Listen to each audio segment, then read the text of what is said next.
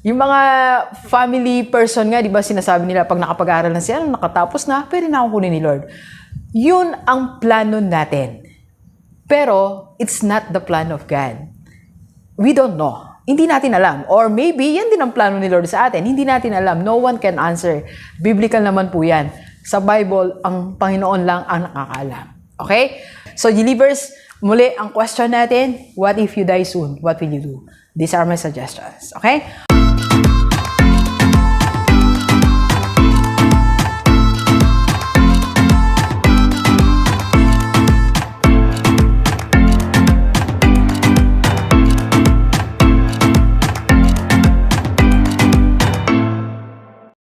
Positive Day, Believers. This is Dr. Gigi Disunga from I Can Change Project. Magandang hapon sa lahat ng mga Believers natin. And sa first time po tayo panood sa aking YouTube channel, thank you very much. Please subscribe. Click mo na po yan, Doc Gigi Disunga. And sa lahat ng gusto magpa-coach kay Doc, or if you want to franchise ng Rockstar Lechon Manok, or you want to avail sa ating social media management agency, so just PM me sa aking personal FB, nandiyan lang sa paligid. Under po yan, Rockstar TV and Media Production. Okay? Alright, so ganito. Medyo iba ang topic natin ngayon. Lilisya muna tayo sa negosyo, investment, money, and others. So medyo first time natin tong i-vlog. And bago ako humarap ngayon sa camera, I consulted my creative manager. So because, sir, pwede ba to? So pwede naman kasi nangyayari naman siya eh. And it's a reality. Okay? So pag-usapan natin yung isang tanong na baka sumagi sa isipan mo, hindi mo pinansin. O hindi siya sumagi sa isipan mo, kailangan mong pansinin. Okay? So, this is my question. What if you will die soon? Alright? Tanong ko din yan sa sarili ko eh. What if I die soon? Diba? Kasi ganito, di ba may plan tayo kung sarili tayong plan kung kailan natin gustong mag-sign off. Magpaalam sa mundo, sa mga mahal natin sa buhay. Di ba may plan tayo? Ako, ang plan ko before, sabi ko at 50, pero ngayon na-realize ko ang aga pala nun. Ang aga pala ng 50 kasi going 48 na ako this June. 2 years na lang, hindi ko pang gustong gawin, di ba? Or maybe, so nag-adjust tayo ng konti, sabi ko mga 60, pero I don't want to stay ng parang buhay ako pero hirap na hirap ako, hirap na hirap yung family ko. Sa akin, so, ayoko ng ganun senaryo. Alright? So, in other words, may plan tayo. Maring ikaw ay may plan din. Isa kong OFW, ang plano mo, pag-uwi mo dito, pag settled na yung family mo, dun ka kukunin ni Lord. Or maybe, isa kang empleyado, so naisip mo, pag na-promote ka na, retired ka na, meron ka ng farm, nabuhay ka na matagal, dun mo gustong mawala. Di ba? Or you are an ordinary person, or meron kang negosyo, gusto mo ganito, meron kang target na income na dapat, eto, pag nakuha ko to, Lord, pwede mo na akong kuhanin. Di ba may mga ganun? Yung mga family person nga, di ba sinasabi nila, pag nakapag-aral na siya, nakatapos na, pwede na akong kunin ni Lord. Yun ang plano natin. Pero, it's not the plan of God. We don't know. Hindi natin alam. Or maybe, yan din ang plano ni Lord sa atin. Hindi natin alam. No one can answer. Biblical naman po yan. Sa Bible, ang Panginoon lang ang nakakaalam. Okay? So, kaya ang tanong ko, kung ang plano mo 5 years from now, 10 years from now, 20, 30 years from now, but what if you die soon? Kung mas maaga pala, what will you do? Yun ang pag-aralan natin. Okay? So, una ganito. Alam nyo, eto, sa akin, sumagi na to sa isipan ko. Samantalahin ko na tong time na to.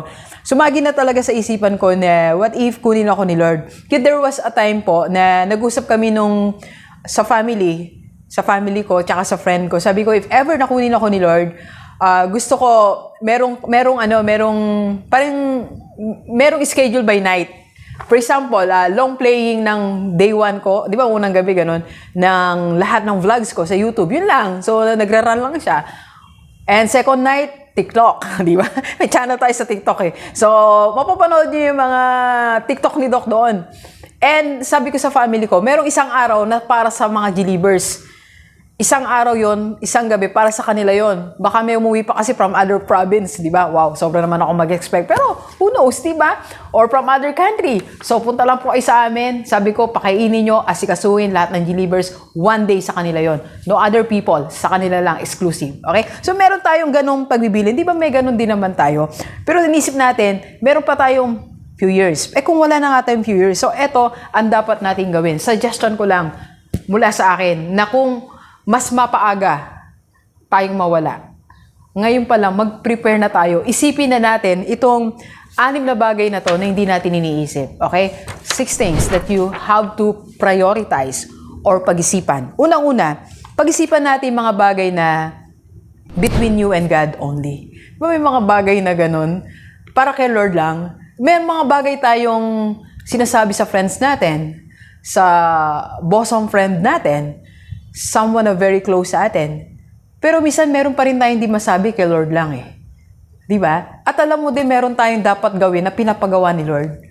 So, yung ba nagawa na ba natin? Di ba? Yung bang gusto ni Lord, nagawa mo na.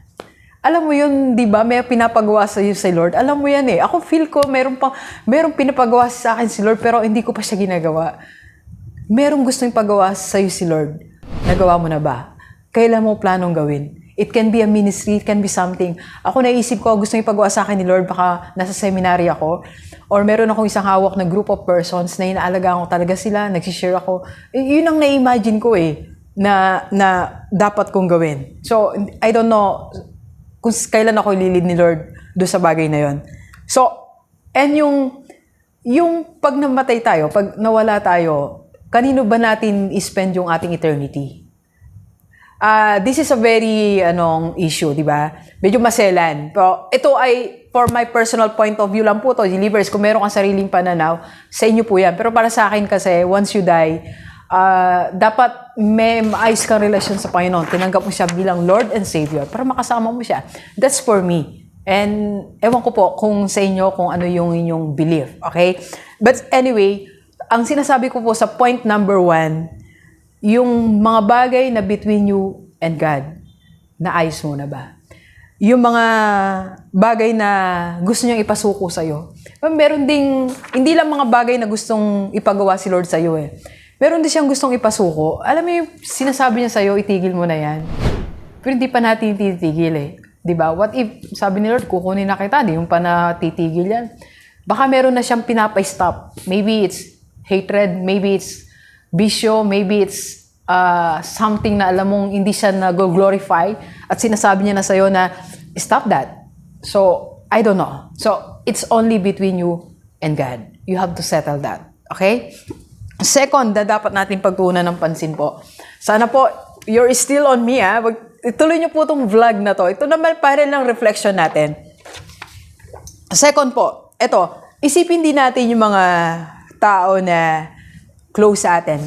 Persons that are inside our inner circle. Yung nasa maliit na circle na nakapasok sila. Yun kasi ang pinaka-affected, di ba? Pag nawala tayo dito, sino iiyak? Sila yun. Yung na-imagine mo na unang iyak, pag nawala tayo, pag namatay tayo, sila ang dapat nating isipin ngayon. Kung sino yun. It can be your family, very close friends, or I don't know, kung sino yung group of persons na yon. So, anong dapat kong gawin sa kanila, Doc? Una, baka meron kasi tayong tinatawag na ganito, unsettled issues na dapat gawin.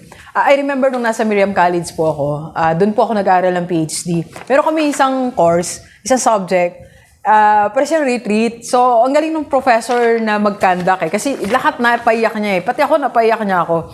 Kasi di ba minsan meron tayong mga loved ones na nawala na. Nauna silang kinuha ni Lord. Tapos yung person na yon, meron kang unsettled issues. Meron kang mga hindi na-discuss ba? Hindi kayo nagkapatawaran. Maybe ikaw, may nagawa siya may nagawa. Tapos ngayon you regret that, di ba? Alam niyo, I cried because of my father. Si tatay kasi, parang meron kami unsettled issues. I mean, hindi kasi ako ganun ka-ayos na anak when I was in college. Sabi ko nga po, lahat ng bagay na worse that I did was when I was in college. So, nagkaroon parang conflict ni tatay kasi medyo hindi ako masyadong masunurin that time. So, yun, meron kami unsettled issues hanggang sa mawala siya. So, ako, I wish nandyan siya. Sana nagkausap kami. Diba? Nagkaroon kami ng reconciliation or nakapag-open up ako, siya din nasabi niya na hindi mo dapat ginawa yan, something like that. So, too late wala na akong magawa. So, what I'm trying to say po, yung mga unsettled issues mo sa mga tao, maybe it's high time for you na patawarin mo na yung parent mo, patawarin mo anak mo, kapatid mo, asawa mo, anak mo, best friend mo, yung mga tao na nasa paligid mo. Patawarin mo na sila para pag nawala ka, sila din wala nang dala-dala. Di ba? Wala na silang like ngayon ako, di ba? Meron akong konting kaya tatay ko, ang mahirap din. So, sila din, you can help them, yung may iwanan mo. Okay? So, try to see yung mga unsettled issues. Okay? Kung kailangan mag-sorry. Kung sila may kasalanan, kausapin para maayos. Alright? And third, na dapat nating pag-isipan ngayon, if we will die too soon. Alright? Financial issues. Alright? So, hindi ko alam if you are the breadwinner ngayon o meron kang sinusuportahan. Tingnan din natin yung mga financial obligations natin. Diyan nga pumapasok, di ba, yung nagkakaroon tayo ng meron tayong insurance. Kaya may insurance para iwanan sa kanila. Meron kang investment or So, dapat iayos natin yung una-una kung meron kang pera, ka na ba? Meron ka na bang last will and testament? Reality yan Your last will. Kanina lang ay tinanong ako ni Ma'am Frances Doc, meron ka na ba? O nga, napaisip din ako. Pero meron akong pinagbilinan, family member na ito yung dapat gawin. Ito yung dapat bigyan ng pera. May pera si Doc, di ba? So yung mga insurances natin, investment natin, so paano natin i-distribute? Rockstar Holding Corporation, ano mangyayari, di ba? So, yun, gawin na natin. Yung nakasave mo, para kanino yan, di ba? Baka mabigay sa iba kasi yung alam mong makukuha niya to pero hindi niya makuha, sayang. Yung effort mo para dun yon sa tao na yon, right? And siguro kung isipin din natin, yung mga taong maasa sa atin pag umalis tayo, pag nawala tayo, paano sila? So maybe kung, ito nga yung sinasabi ko po na dapat meron tayo kahit isang insurance lang, kahit isang life insurance lang, para sa family mo, para iwanan mo. Dapat meron tayo, kahit isa lang. Right? Okay, so financial issues, i-ayos natin, settle natin. Diba? And, ito po, so, i-transfer, lahat ng dapat i-transfer, i-ayos na, settle na. Wala pong yan. Minsan sa family, mahirap i-discuss yan yung magmi-meeting ka. Kung breadwinner ka, magpapa-meeting ka, alam ba, mamayang gabi, may isipan, meeting tayo kasi malapit na akong I will die too soon. Di ba, parang mahirap niya. Pero that's reality. Pwede yung pag-usapan yan. Yung isang moment na, okay, muna tayo, 30 minutes, meeting muna, this is for all of us. Pag umalis na ako. Diba? So, naisip ko tuloy ngayon, magpa-meeting kaya ako sa family namin. Okay, and last, what if you die too soon? Anong legacy ang iwanan mo? Meron po ako nabasa, sabi niya po, pag daw namatay tayo, meron tayong 3 bagay na pwedeng iwanan as our legacy. It's either A, you plant a tree, B, you write a book, and third, manganak ka, magkaroon ka ng child. So that time nung iniisip ko, sabi ko, wala akong anak, pero I was able to plant a tree kasi marami po kaming naging project sa school. And sa Miriam College po kasi, meron dong isang subject na tapos mo yung course na yun, subject na yun, magtatanim ka ng puno doon sa man-made forest ng Miriam. So nakapagtanim naman tayo doon. And then nakasulat naman tayo ng tubo. So sabi ko, pwede na, Lord. Di ba, may iwanan na akong legacy, 2. Pero what if you are an ordinary person? I mean, kung hindi ka makasulat, single ka, tapos di ka pa nabigyan chance na magtanim ng puno. Wala ka nang matanim kasi ngayon pinuputol ng puno. Di ba? Anong gagawin mo? Sabi ko kanina sa team ko, bago ko i-shoot to, kung di ka makapagtanim, hindi ka makapanganak, or wala ka may sulat na book, pwede ka namang mag-iwan ng legacy. Dito sa mundo, if you die soon, pwede. You can touch one person. You can touch one life of one person. Pwede kang may matulungang isang tao. Kahit isang tao lang. One more person na gawan mo ng mabuti. One more person that you can influence today bago ka umalis. Bago tayo nakunin ni Lord. Bago tayo magpaalam. Help one person. Dok, nakatulong na ako. Marami na ako natulungan. Napag-aral, nabigyan ng ganitong pamana, nabigyan ng ganitong pera. What if sabi mo sa sarili mo, one more? one more person. Hanap ka pa ng isang tao that you can influence, that you can touch their life. That means, hindi laging pera. You can inspire, you can motivate, you can give a chance, you can give hope. Find that one person bago tayo mawala. Okay? Touch one more person before we die. Alright? So, G-Livers, ito ang aking suggestion. If there are things na nalimutan ko, pwede kang mag-comment sa baba, i-join our discussion. Pwede mong sabihin, Doc, ito pa yung dapat gawin. Welcome po. Okay? So, G-Livers, muli, ang question natin, what if you die soon? What will you do? These are my suggestions. Okay?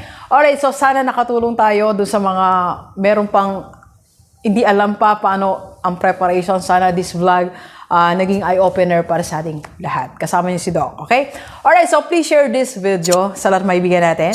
Kahit OFW o dito sa Pilipinas para sama-sama tayong mabago tumula dating buhay. Thank you very much, G-Livers. Enjoy the rest of the day and let's go, let's go.